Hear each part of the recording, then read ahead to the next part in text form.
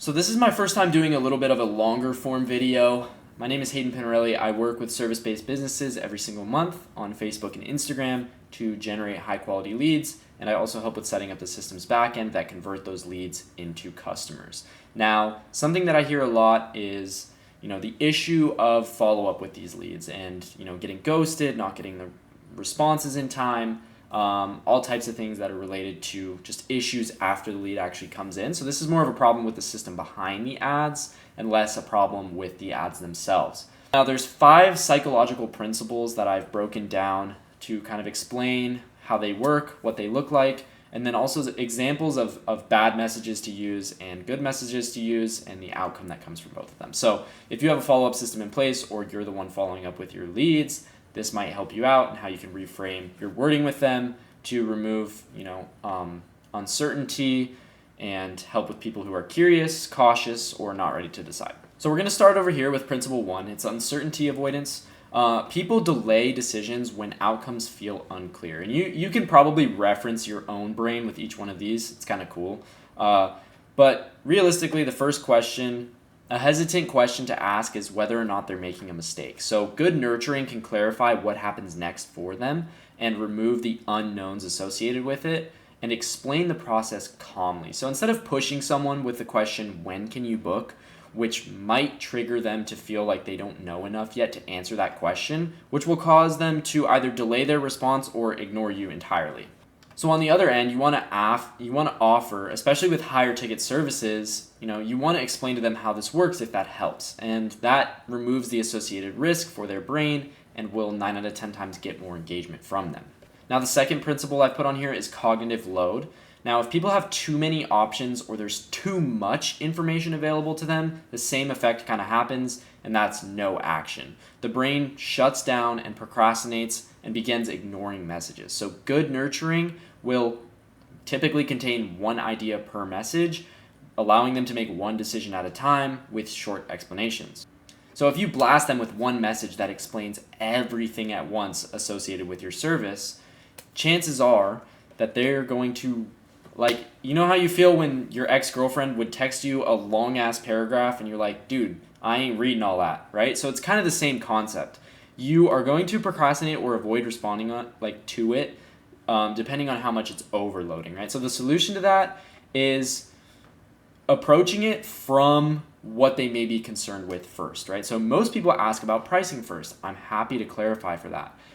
And that's not providing them with all of the information associated with pricing, at 15 different packages worth of pricing. Instead, it allows them to say, okay, yeah, I'm interested in your PPF pricing, if it's paint protection film, right? So for them, that's manageable, and they're going to respond because of that. Now, the third principle is autonomy or control. People resist when they feel pushed, and the brain reacts to pressure as a threat. Now, this one is kind of, you want to have urgency, but you don't want to push too hard for it. So an example of a good but bad message at the same time is saying we have limited spots. That's not bad inherently, but saying let me know ASAP is kind of pressuring. When they feel that pressure, they're gonna resist. But if we provide them with maybe, we have limited spots, but there's no rush, we're just here if you want info. Again, remember, these are follow-up sequences. So this is after you've already captured this person's information, you know that they're interested. This allows them to feel that they are in control, and trust increases, and when trust increases, so does conversion. Principle number 4 is going to be the familiarity bias. We trust what feels familiar. So the brain prefers known over unknown, obviously, and good nurturing will repeat the same calm tone and reinforce clarity over time, which will build recognition for your business with them. So if you're hitting them with a different tone every message, you're going from I'm happy to help to then seeming like you're low-key angry because they're not responding, they are going to feel very unfamiliar with you, and it's going to have some inconsistency, which is going to cause them to disengage. But if you have the same consistent, calm tone with everything, they're going to sense the familiarity and consistency in those messages, which is going to increase their comfort. Comfort, again, increasing. Chances that you get a response from them go up. Loss aversion is people fear choosing wrong more than they fear missing out. You want to use your authority positioning to help them avoid bad decisions. You want to frame education as protection. You're probably familiar with the issues associated with your competitors in your service industry and mistakes that they make, common things that they mess up, stuff like that. So educating your customers on how to help them avoid the common mistakes is protecting them from it, right? So that's not pressuring.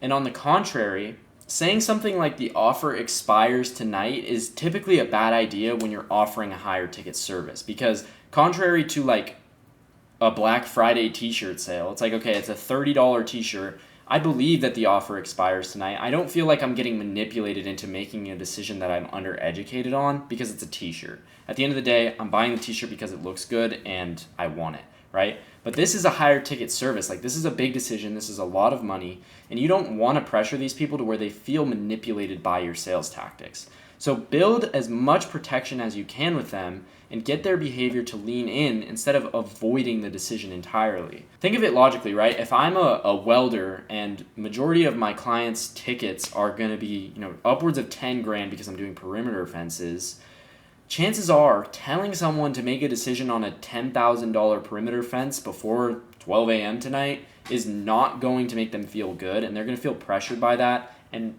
like I said earlier, manipulated overall. It's just a bad idea.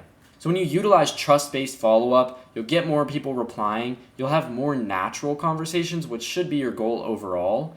And the good follow-up that you're implementing works alongside their brains and in psychology comparatively to having bad follow-up that's fighting their brains and making these people pushed away, resisting against you, and the list goes on.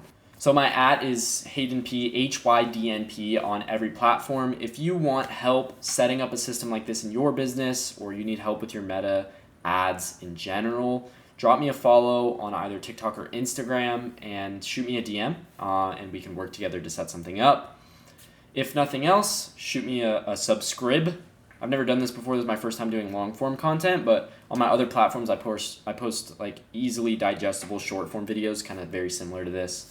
That you can go and watch, and I try to post every single day, but sometimes I'm a failure because I am pretty busy. But feel free to drop in the comments any problems that you've had, any solutions that you've found. If anything in this video is relevant to the solutions you've found, or it's irrelevant, in my personal experience, this has been one of the biggest learning curves that I've gone through in my agency with setting up an ad system that actually works and follow-up systems that actually convert. So that being said, appreciate you if you watched this far through. I don't know if I said that already. Take care.